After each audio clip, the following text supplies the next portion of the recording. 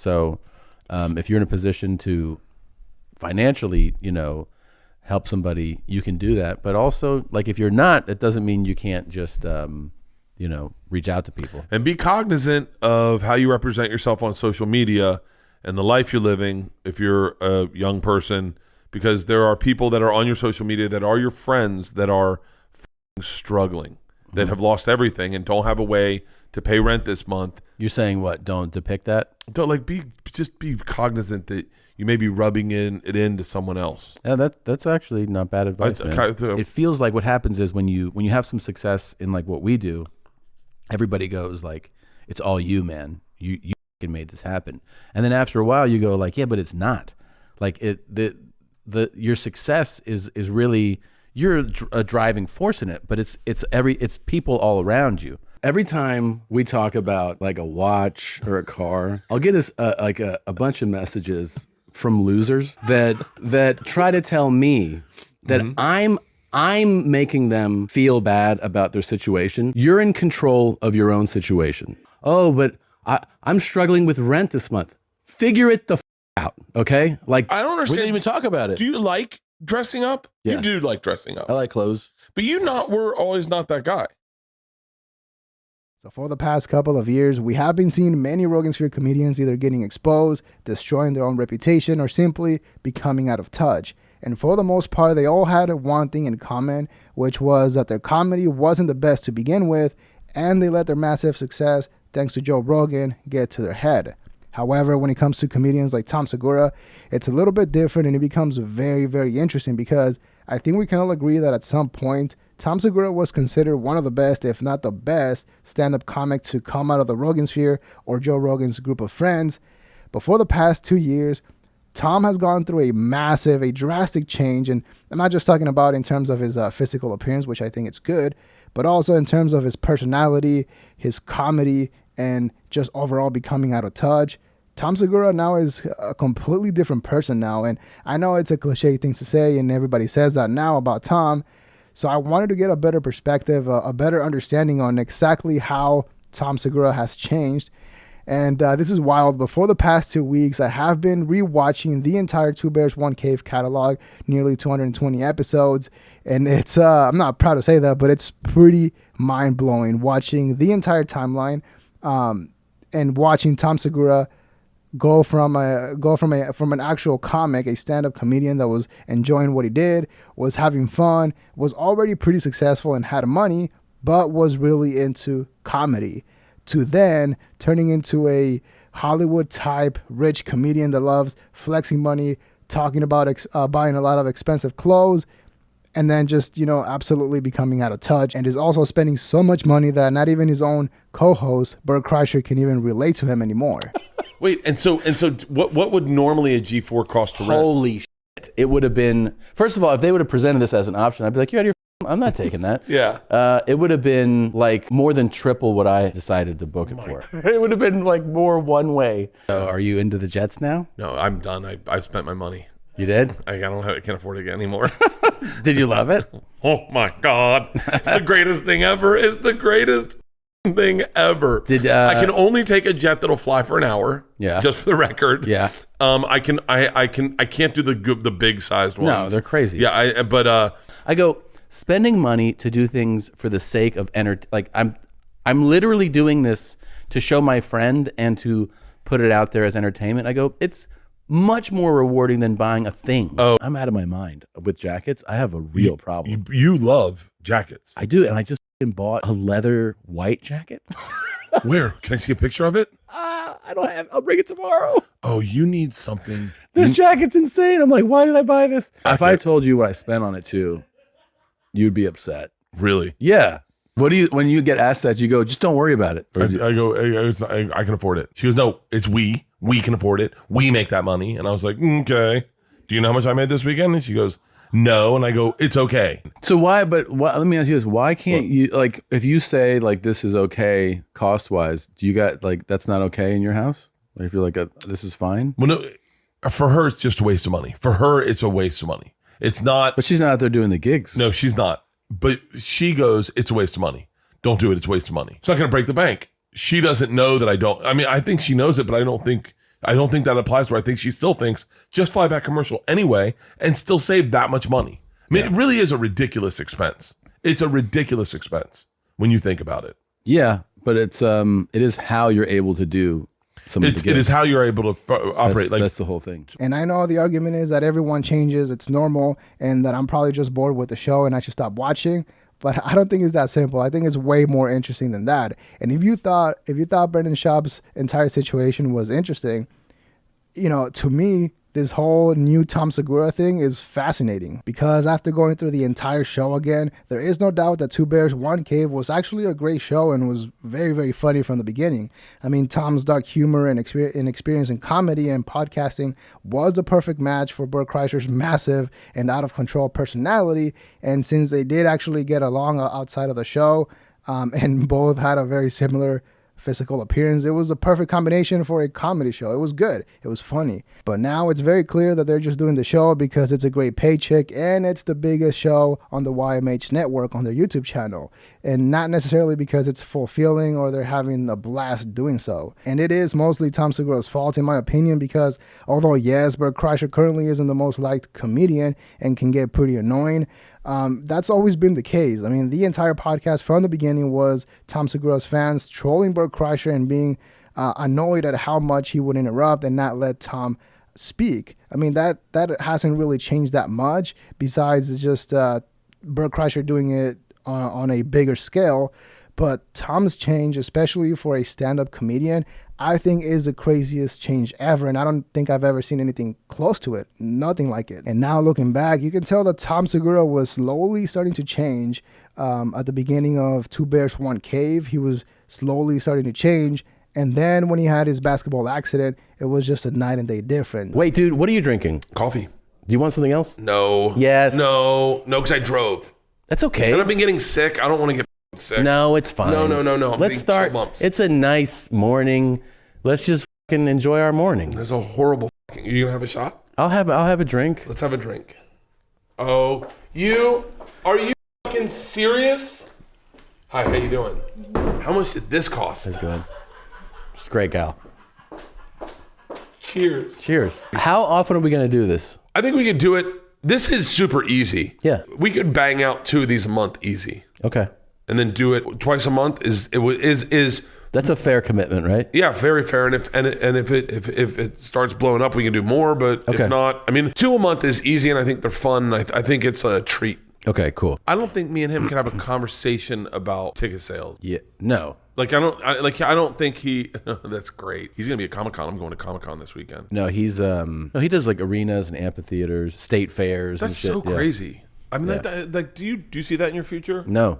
I don't in mine either. I'm like, no. I'm really cool with the Chicago theater. Yeah, it's great. Yeah, I mean, I'm like, I can't understand how you do 10,000 seats. It's just insanity. Well, I mean, I definitely think I was breaking that up, right? Like, I don't think I should do a state fair. As a matter of fact, they told me I shouldn't do one. I think your comedy is best at like 3,000 seats. Yeah. Because those are the people that are going to get it. Because I don't want people that don't know who I am to come to a show and be like 10,000, 15,000 of them. And just do you. But you think that I think when they do a huge venue like an arena, it becomes. It's not so much a comedy show as it's an event. It's like, what did you do this spring? Now, keep in mind that back in 2019, Bert Kreischer and Tom Segura were already pretty big comedians that were established comics. I mean, Tom had been podcasting for like 8 years already and had 3 Netflix comedy specials. And same thing with Bert Kreischer. He already had a Netflix comedy special and 2 Showtime specials. And The Machine Story was super viral. It was everywhere. So my point is that when they started Two Bears, One Cave, they were already pretty successful and had money.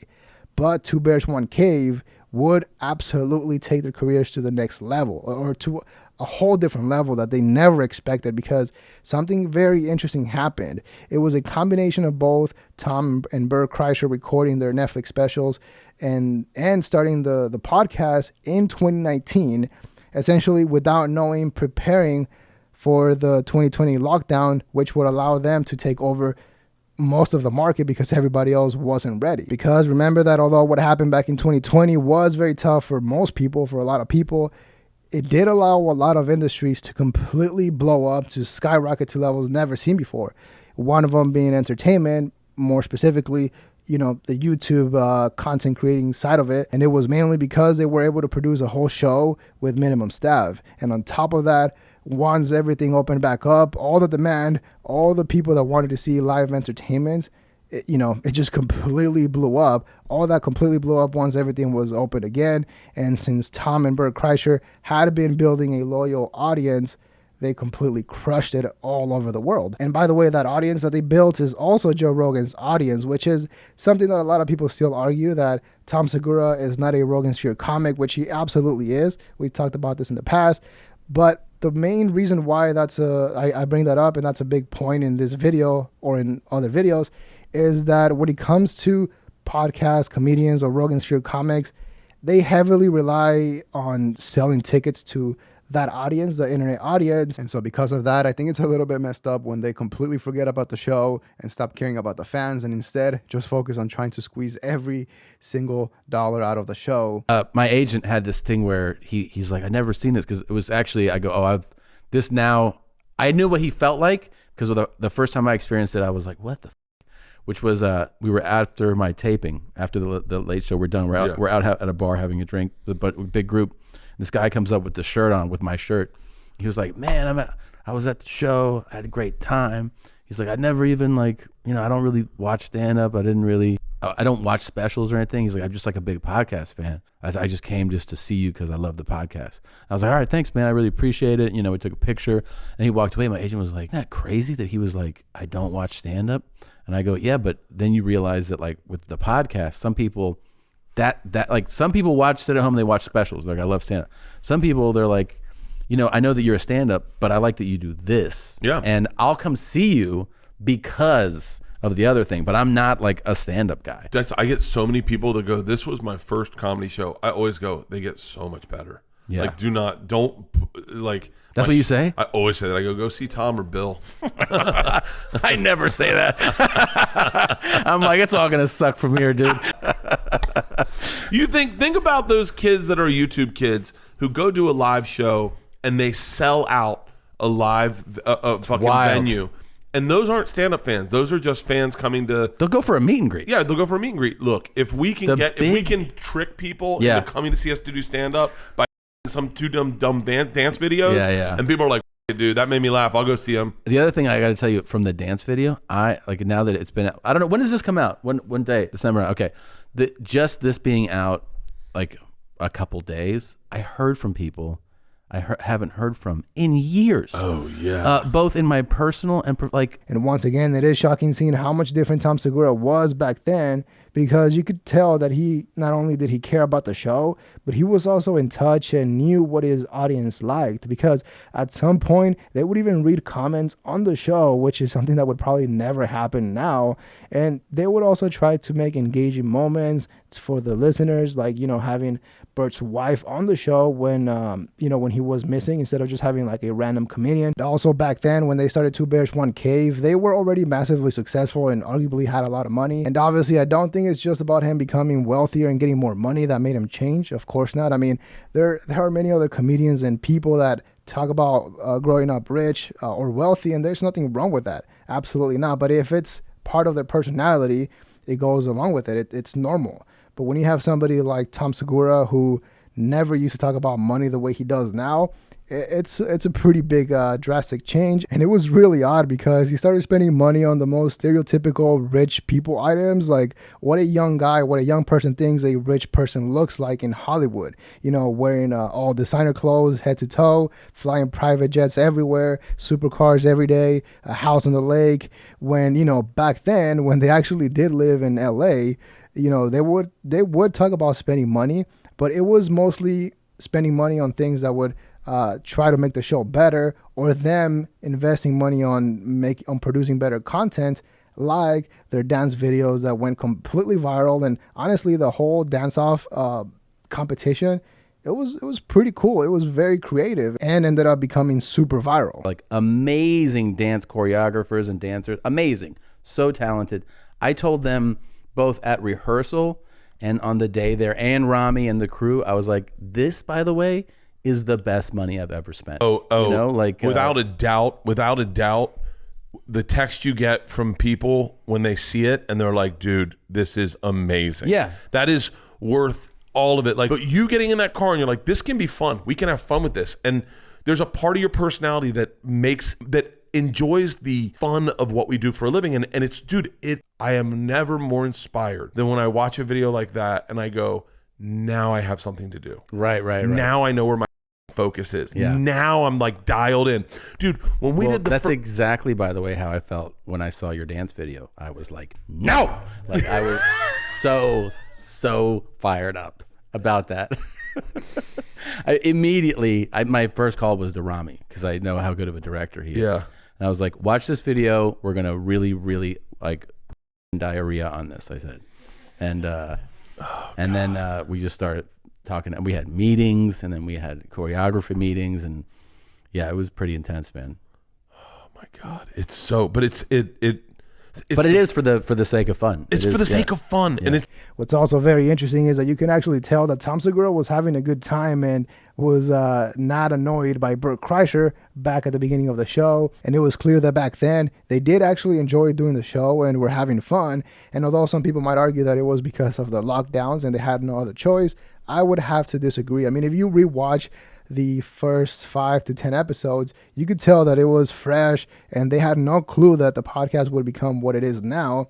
So it was truly just kind of them testing it out and not really knowing what was about to happen. And so because of that, there were a lot of funny moments between them and they were all organic. Like on episode 23, they had their first viral podcast moments, which laid the foundation for what was about to come in the future, you know, like the famous Kool-Aid clip and then Tom Segura giving Bert Kreischer his birthday gift. I got fired once. I was working for a shopping cart manufacturer in college. And I was working for the marketing division for a retarded person, okay? Wait,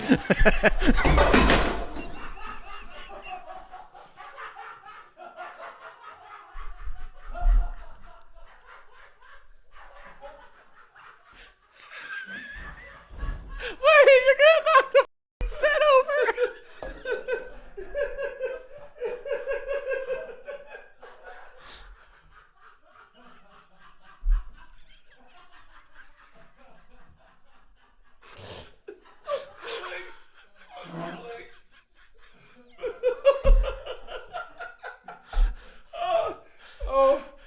If anyone's got corona, I just spread it everywhere. Oh my God. I swear to God. Oh that is the hardest I've ever Look at your face. That just caught me off guard the way a joke's supposed to.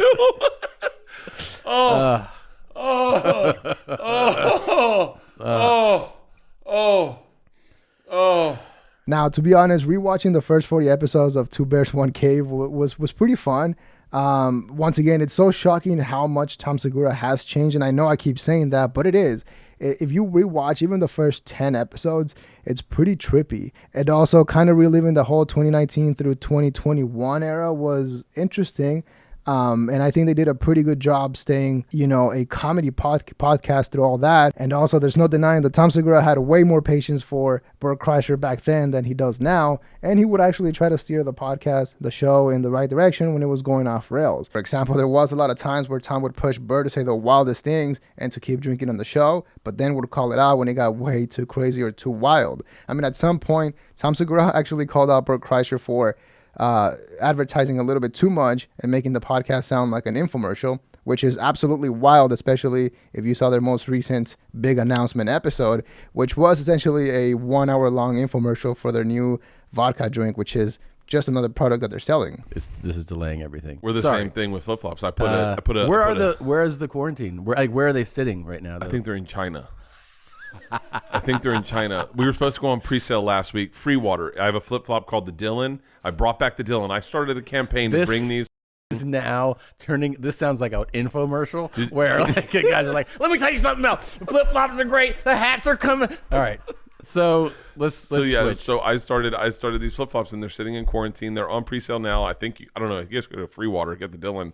But now from episodes 30 to like 59, a lot of things happen. The now famous Kool-Aid clip went absolutely viral. It was everywhere, and by this point, they started ramping up the amount of guest bear episodes that they would have on the show. And this was mainly because Bert Kreischer was doing his drive-in theater tour, which was pretty wild. So by this point, everything was going very well for them. They were killing it, and this is around the time when they started planning their 1v1 basketball match, which would completely change Tom Segura's life. Now, the basketball match was part of a yearly thing that they did for their live shows at the end of every year, and I believe the previous year they did a tennis match in which Tom Segura was absolutely dominated by Bert Kreischer. So then he thought it would be a good idea to challenge him in basketball, since he thought he was way better than Bert Kreischer. And obviously, we all know what happened. I won't play the video. Keep in mind that it was a pretty bad injury, and it could have been a lot worse. I'm so nervous to sit here with you right now because I haven't seen you since the accident, and I have so many feelings when I see you because it's like we've been in the trenches together, Bert. And we'll tell everyone so they don't know.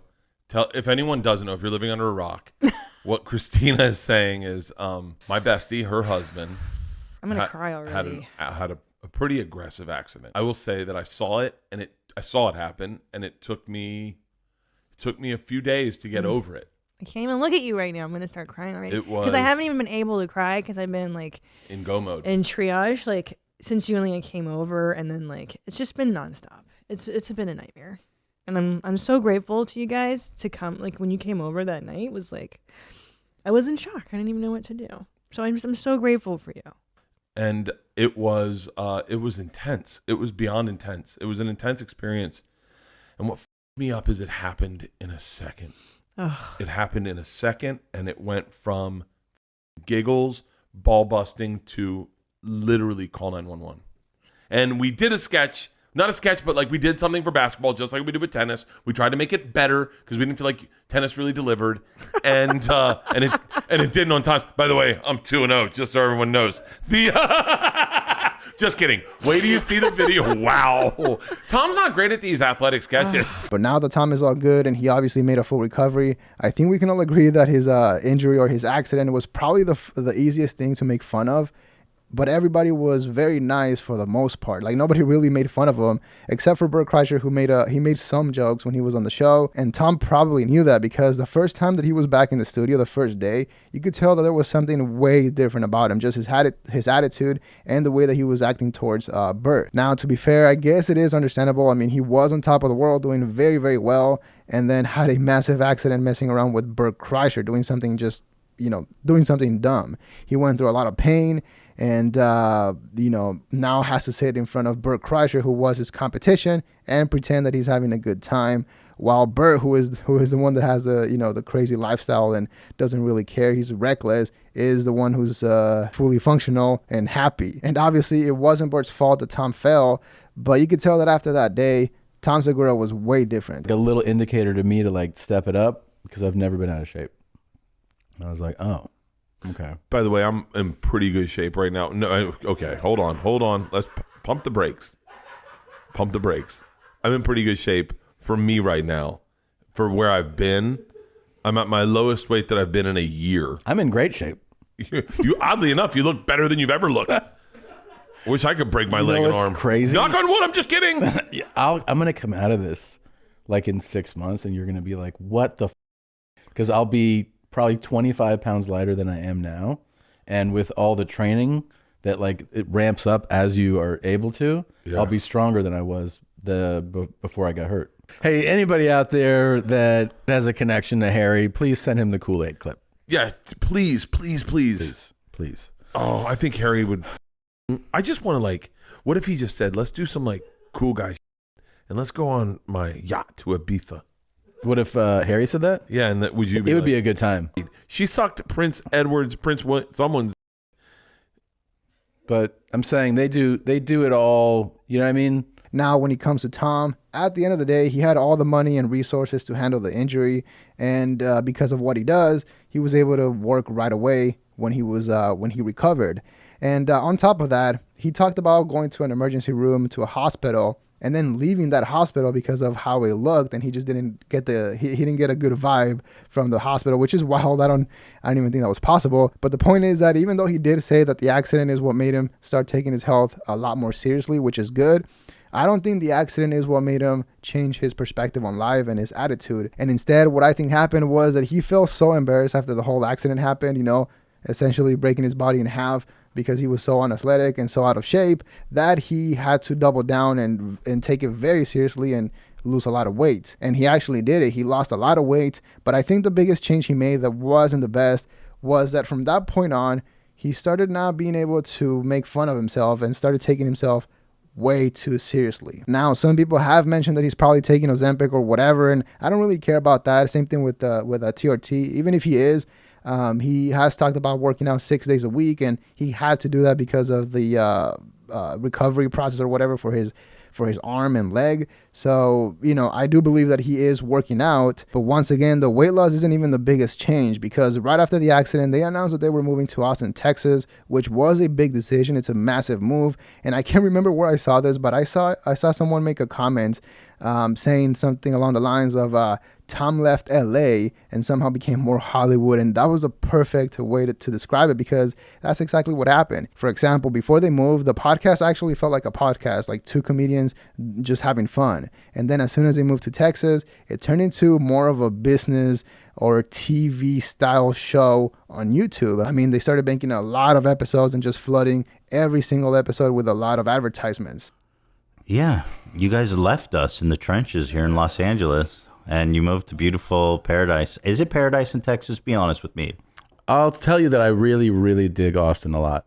I really like it. I mean, I like the community, the culture there. I've just only lived there, a few days. But oh, really? Yeah.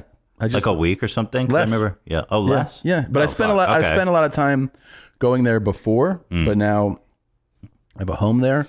But I don't know, man. Why did you leave? Why did you go there? Honestly, Jews, man. They're just like this city. There's no Jews in Texas? Yeah. And they're like, you know what I mean? I'm like, this feels right. We'll get there. Yeah. We're coming for your neighborhood.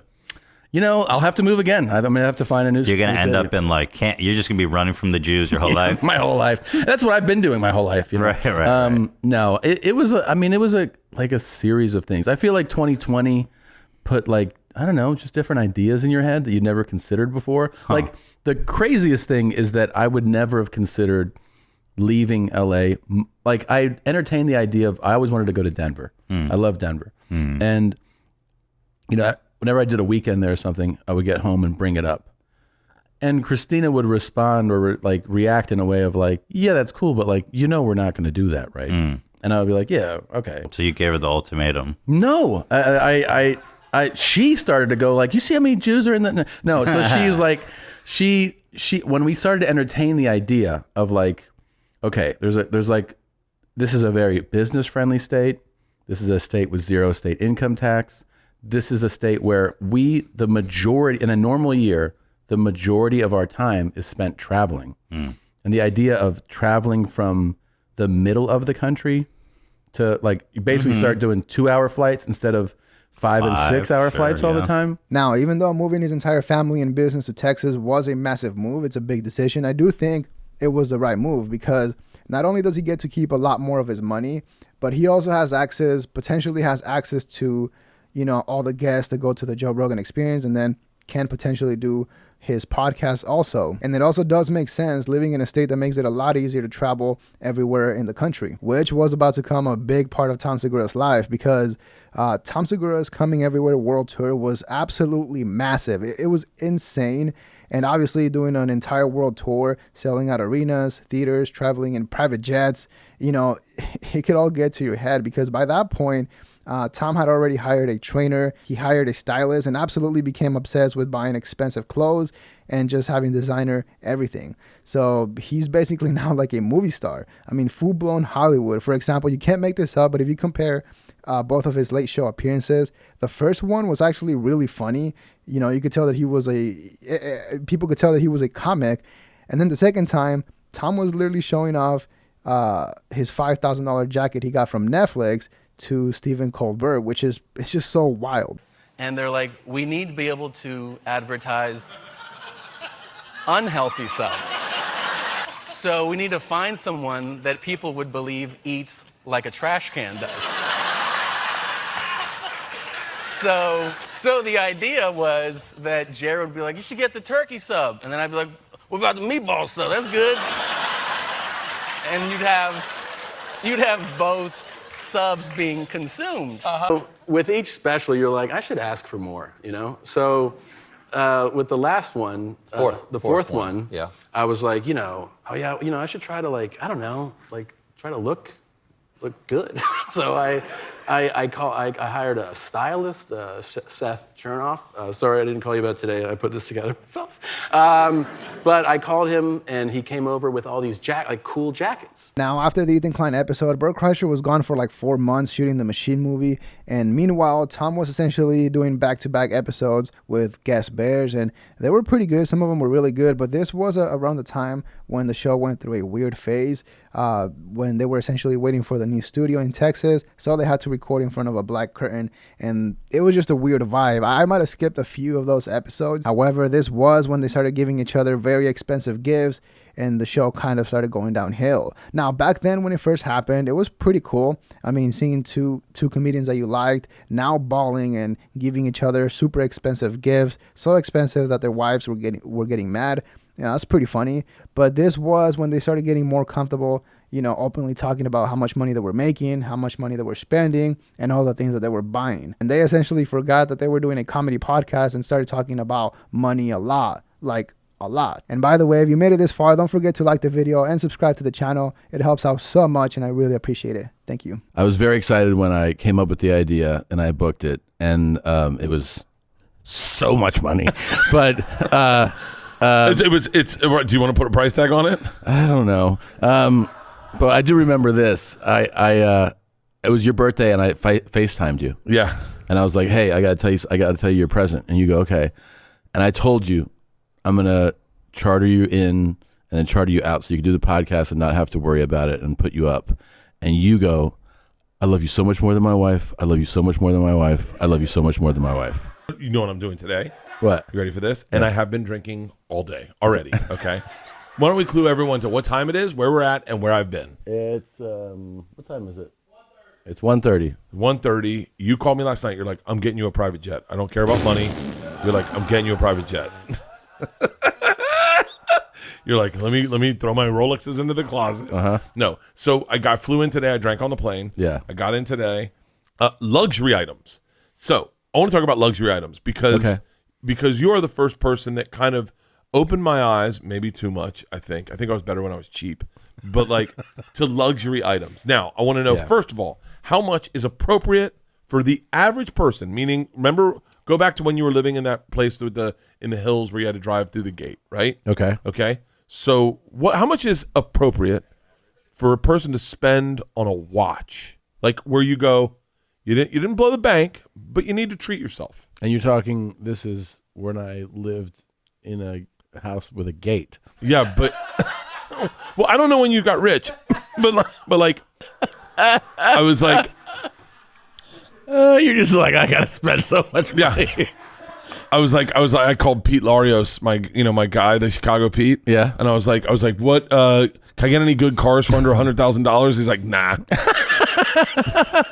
He's like, nah, sorry, buddy. And I was like, something Tom would like? He goes, nothing Tom would like.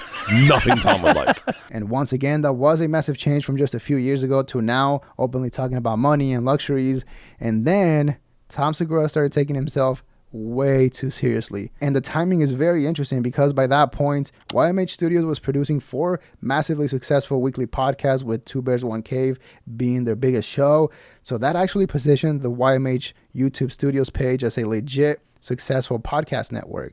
And not only on YouTube, but also, on all the streaming platforms. Not only that, but Tom was also doing an insane world tour. His comedy special on Netflix was killing it. He had a book deal. So I could see how he started changing and molding into the person that he needed to be in order to be doing all of that stuff. Because I could be wrong, but I don't know if I see the old Tom doing everything that he's doing now.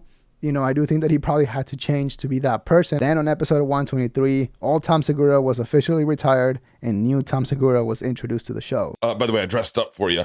I see that, and then I dressed up for you. By the way, you always outdressed me. Like, I don't understand. We didn't even talk about it. Do you like dressing up? Yeah. You do like dressing up. I like clothes. But were always not that guy. I actually kind of was until I wasn't, and then I went back to it. So you were. Yeah. And then you gained weight. Yeah. And you were like, I'll just take this Dickies t-shirt. I was just like, I'll just give up on life. I mean, you know what I mean? Like when you're 27 and you're like, oh, this was the dumbest decision I ever made to pursue. Yeah. But like, I'm in it now. Yeah. And you're so poor. You're not like, what clothes should I get? You know? I've never been a clothing guy. Yeah, I was as a kid too. And I actually remember like in middle school, high school, like getting like, oh, you're dressed really nice. Like, and I was like, oh, I didn't like, wasn't like an obsession, but I mean, I liked it. Hey guys, welcome back to The Lawyer and His Defendant. Yep. My name's Bert. I'm the defendant. This is Tom. He's my lawyer. I'm legal counsel. And he will be representing me in this case of, Tom, what law did I break today? I'm guessing it's a DUI. And now this is when things get very, very interesting. And I think is the most important part of the video. Because even if you ignore the fact that all the things that Tom Segura has changed on, like openly talking about money, not caring about the fans or the show, what's really shocking to me is how much Tom Segura is trying to pretend that he's always been into fashion and into all the cool stuff and that he was always that guy, but that he essentially had given up on life, which is why he wasn't dressing up before. Which is not true. That's absolutely insane. I mean, remember that when Tom Segura started Two Bears, One Cave with Bert, he had already lost a lot of weight and was actually trying to lose more. So he was already on a good path. And, that was the whole thing with Sober October and the weight loss challenge and all that stuff. And also, Tom was massively successful in terms of comedy and, making decent money. I mean, to me, it's clear that he was doing just fine.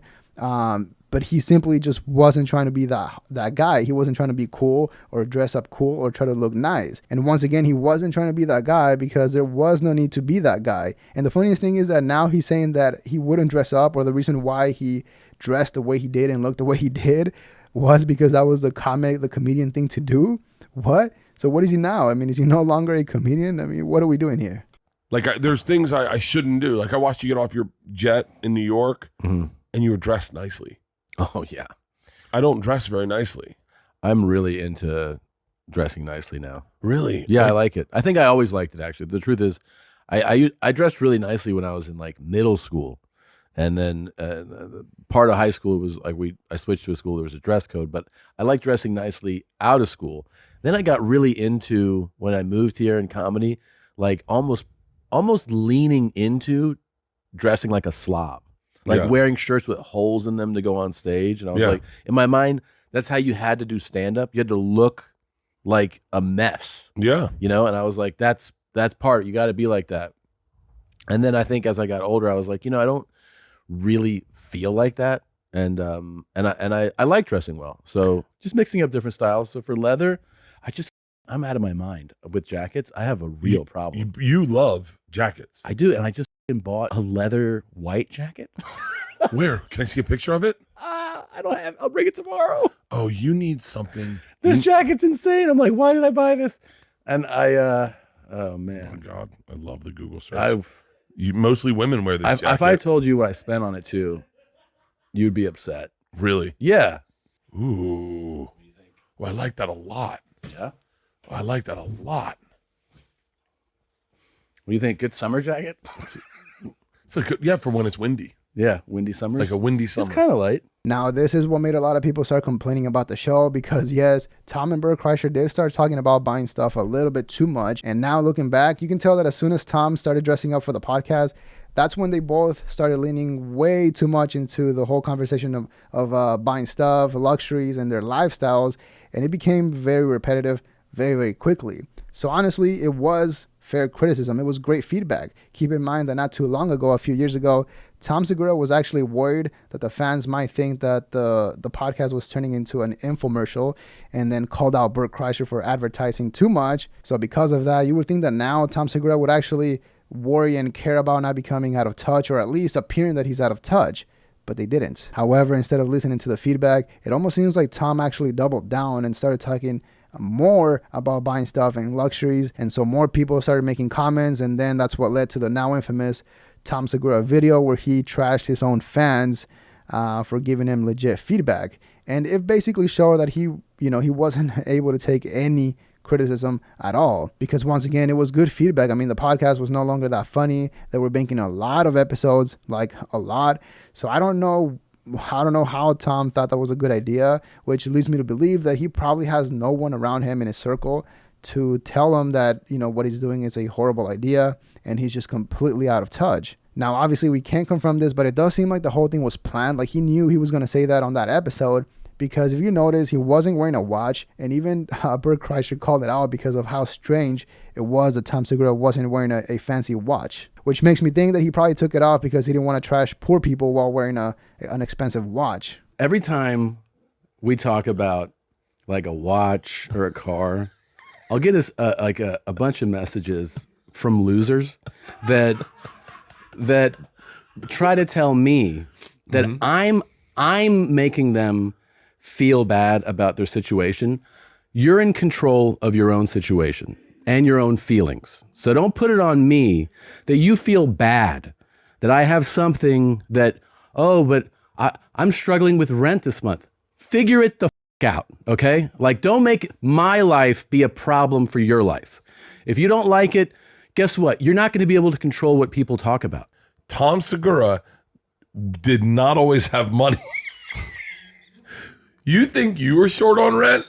Tom went through a pecan pie epidemic. I think they forget that you struggled. But I also, here's the thing. Of course I struggle, but but I also am not sitting here being like, look at all the things. I don't sit there and flash things all the time, right? I mean, I don't know. I'm not even wearing a watch today. I don't. Why? What happened? I don't know. This is crazy. I don't know. Wait, why aren't you wearing a watch? Were you robbed? I don't know. That's the thing is that I don't feel like. Wait, for real, why aren't you wearing a watch?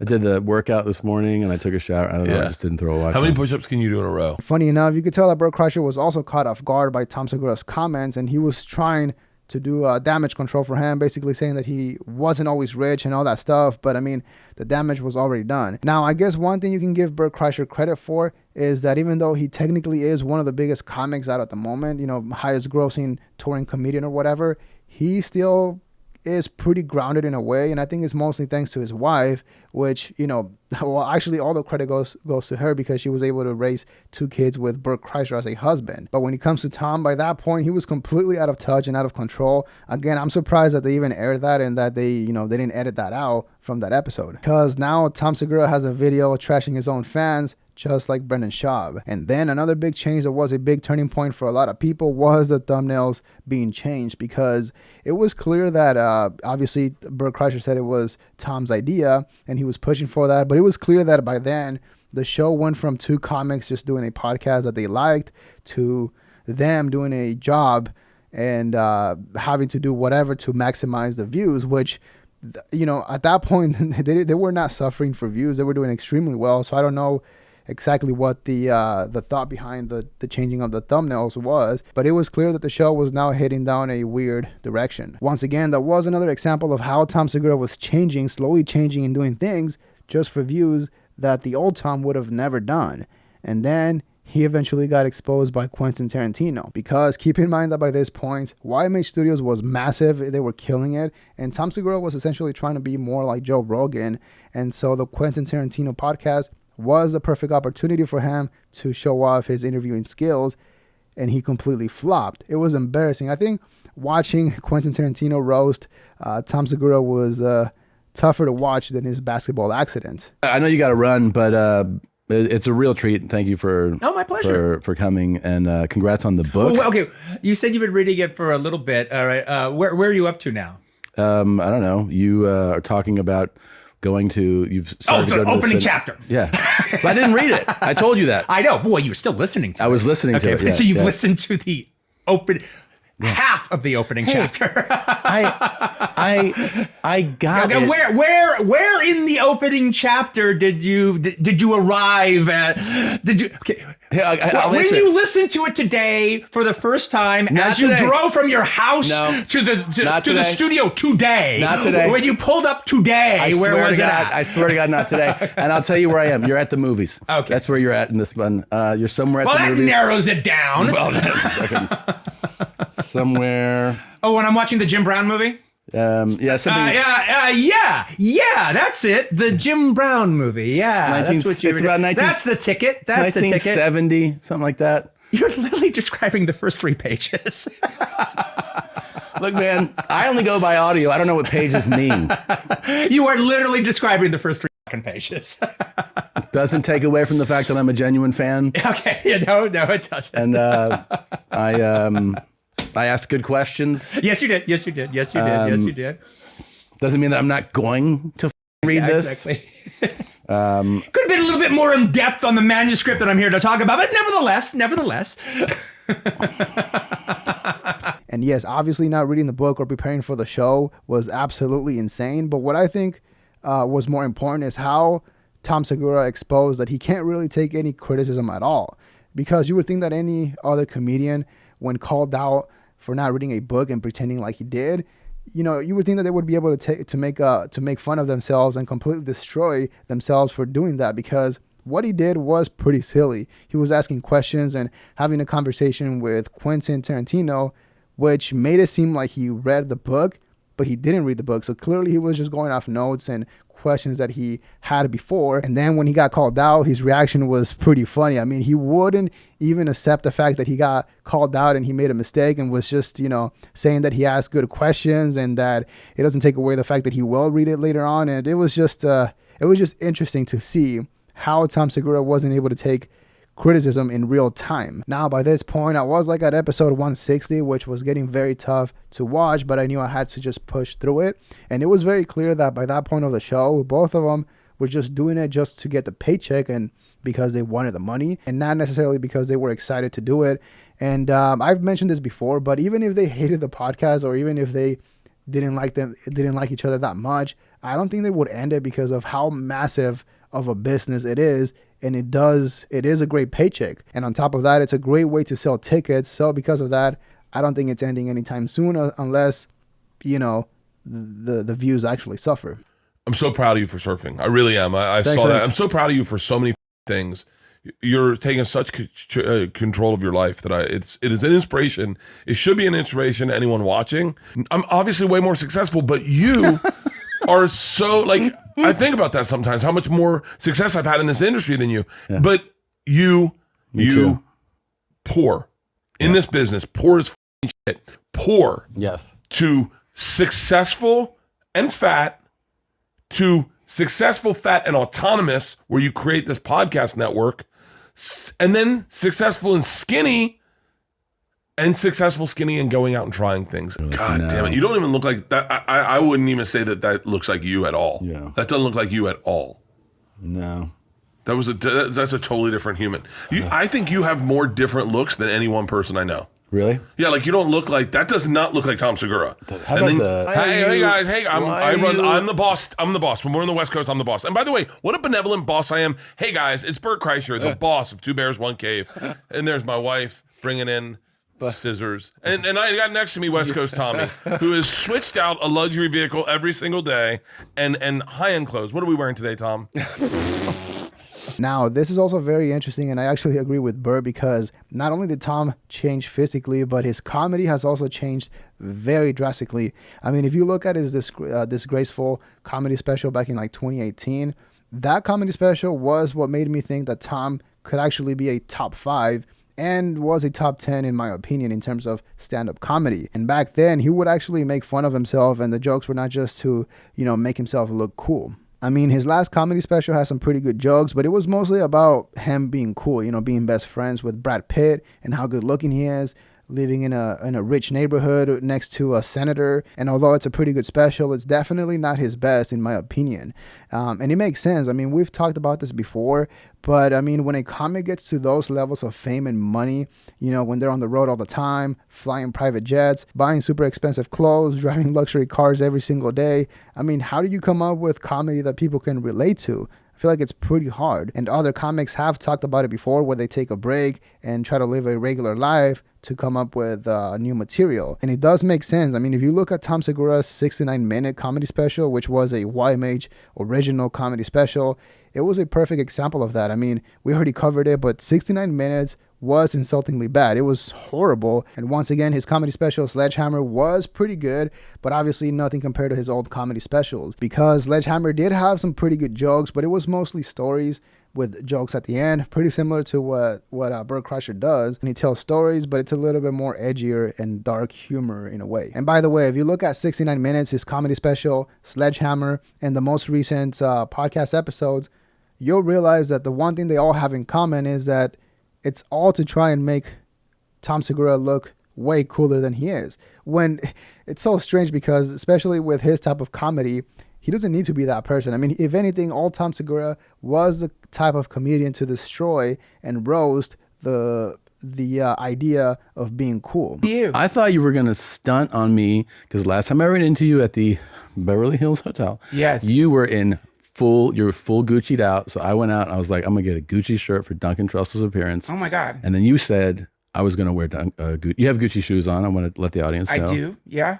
I love seeing you in Gucci. Okay, here's the thing. I didn't do it because I thought if I wore a Gucci shirt, you would make fun of me for it. Look at us. Just a couple of rascals. Next time, please wear your Gucci stuff. Next time, tell me. I gladly would have. I was like, he's going to wear it. I thought we'd be all Gucci'd out. You know what? It's at the dry cleaners, to be honest. I couldn't have. But I thought, don't wear that. Segura's going to like roast you for... No. It's all good. I love you, man. Love you too. See you later. See you. Bye, guys. Do you have a thing where, because I have a thing where if I'm doing stand-up, I don't want to be like too... I can't be like too... dressed a certain way that's like feels too cool or like too, you know what I mean? Like sometimes you get like a jacket and you're like, it's a cool jacket. You like it. But then you go like, I don't want to do stand up in this jacket. No, like, I can't. And they're like, why would I go? Because it just feels like too much. It feels like you don't want to feel like you're an action star. Doing stand up, right? So that would be. I feel like if you're too cool, I don't know how you can do comedy if you're too cool. Yeah, it's too. That's the thing, is that I always tell people, like, you don't get to be both. Yeah. You could be cool and like you could be kind of funny if you're cool. But if you're like trying to be like comedian level, like pro level, then you're not like the coolest. You can't be. Well, but then, okay, I agree with you. That would always be like, because I think most comics never really felt cool. So if you went into something...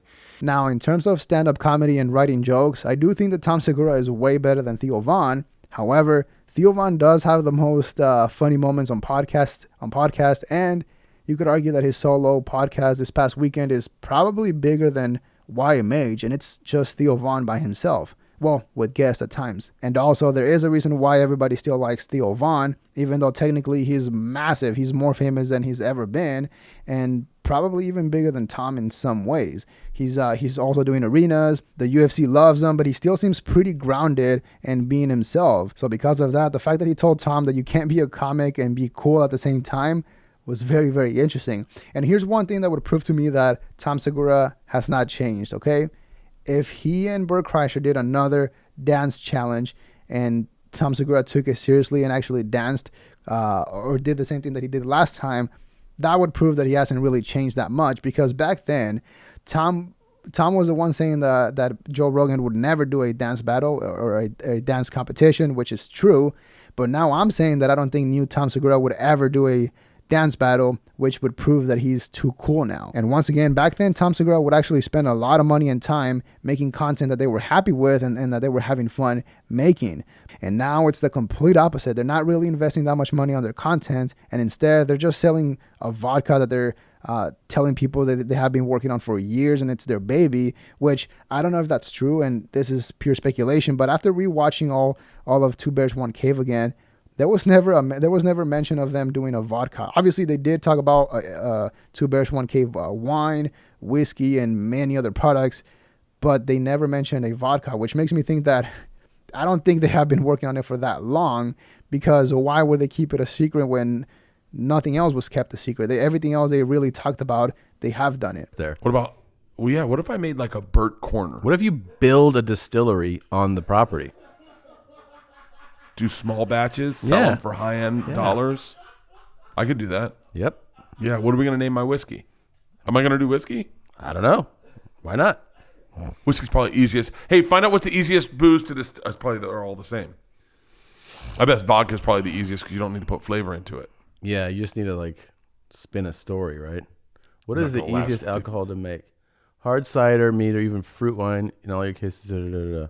It just got out of control, and then my dad's like, "Buddy, you're not that. I wouldn't start a liquor company." He's like, "You're not. You do one thing right. Just stick with that."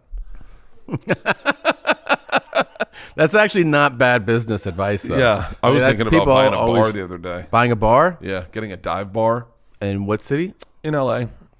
And once again, all those things are just clear signs that Tom Segura just doesn't care anymore about the show or the fans, or maybe he's just too delusional that he actually thinks that anything and everything that he puts out there is pure greatness. Because I would explain why Tom Segura thought that it was a good idea to go to Vegas on Super Bowl weekend with Bert Kreischer to promote their new alcohol. No, that's Bert Kreischer. Top dollars here? Can we come on the set? Yeah, we are. Bert, that's not okay. All right. Oh, wow. All right. We got Tommy Buns with us. All right. Hey, Tom. Hey, Tom. Tommy! Nice, Tommy! Tommy. CJ, do you know these guys? No. How you doing, CJ? Need one of those hoodies, Tommy. These are two funny whites. Two funny whites, CJ. Two funny whites. They said if two brothers would have walked in, they would have called the police. CJ, you drinking? You drinking, CJ? No, sir, I don't drink. No. Nope. He's got an offensive rookie of the year to win, dude. Just won it. Okay, Bert, sorry about it. How are you guys doing? Tom. Let's go. You're still doing it? I'm hammered. Still doing I'm going to give it to Tom. I should to Tom. Don't. Watch out, man. It's C4 time. Y'all tripping. Yeah, man. Get sober. What's this taste like? It's really good, actually. This is really good. Waterfall. How's this? Great mix. That's delicious. Try it. What is it? It's our recovery drink. All right. You count it, AJ. Come on. You gotta lock out. Yeah, you got Yep. Oh, these aren't Bushnell. You can see his We're going. Come on. Where's he at right now? 15. 16? Appreciate you boys. Yeah. Keep going. Sorry. Tom, thanks, bub. Thank you very much. Thank you, Tom. All right. Sorry for ruining No, your Tom, thank you, Tom. AJ, great to meet you. C4 for life. Good work, Bert. Now, I didn't want to get too much into the whole Pat McAfee appearance or them crashing the show, but it was extremely tough to watch, and I think it does tie everything up nicely because, once again, I went into this whole thing looking for copper, but I found gold because my original goal was to just get a better idea of how Two Bears, One Cave changed. But then I realized that the thing that actually changed was Tom Segura, and now he's a completely different person than who he was just 4 years ago. Because watching Tom Segura, who I thought was, the best comedian, the best stand-up comic out of the whole Rogan Sphere group, it's pretty wild. Just watching him in 4 years go change to a completely different person is pretty mind-blowing. And if 4 years ago you would have told me that Tom Segura would be crashing a sports podcast with Bert Kreischer, wasted, and then made a fool of himself, I would have just laughed at you. But to be fair, it was Bert Kreischer's fault. I mean, he was the one that crashed the whole thing and made a fool of himself. But that's a perfect example of what happens when you're trying to be someone you're not, clearly. And if you watch the whole thing, the whole part when they crashed that interview,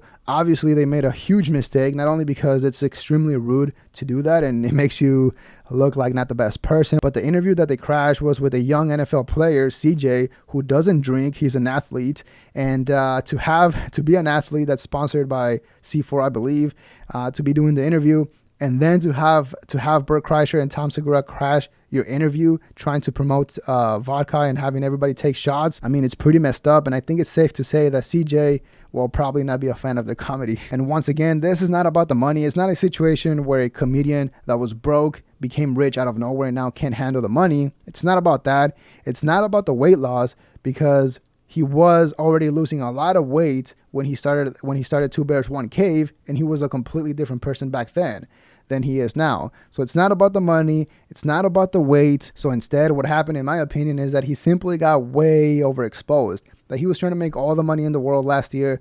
He went on an insane world tour, did the book deal, Netflix special. He just said yes to everything and tried to make the most amount of money possible, which is good. But in the process, he essentially lost himself and, potentially started getting more attention from the ladies, and then he just never looked back. But yeah, the last 2 weeks have been pretty wild, to say the least. And I feel like I'm now an expert when it comes to Two Bears, One Cave, or at least Tom Segura after 2019. I also did get a bunch of clips, like more than 2.5 hours worth of clips, essentially a timeline of all the moments that I thought were crucial to the podcast. Obviously, I only used a fraction of them. So I'm thinking of either uploading it to a second channel, so that way, obviously the channel is not monetized, so I'm not trying to make money, but I think it's very interesting just seeing the clips and seeing the timeline of how Tom Segura changed, and all the times that he would talk about money, all the good times, all the funny times. And yeah, I think it's pretty interesting. So I'll potentially upload that on a second channel. And I was also thinking of using that second channel for more quick news style videos, but I don't know. I'm glad to be done with Two Bears, One Cave for the moment. But yeah, let me know what you think in the comments below. Leave a like and subscribe to support the channel. Dislike if you didn't like the video. But that is all we have for today. See ya.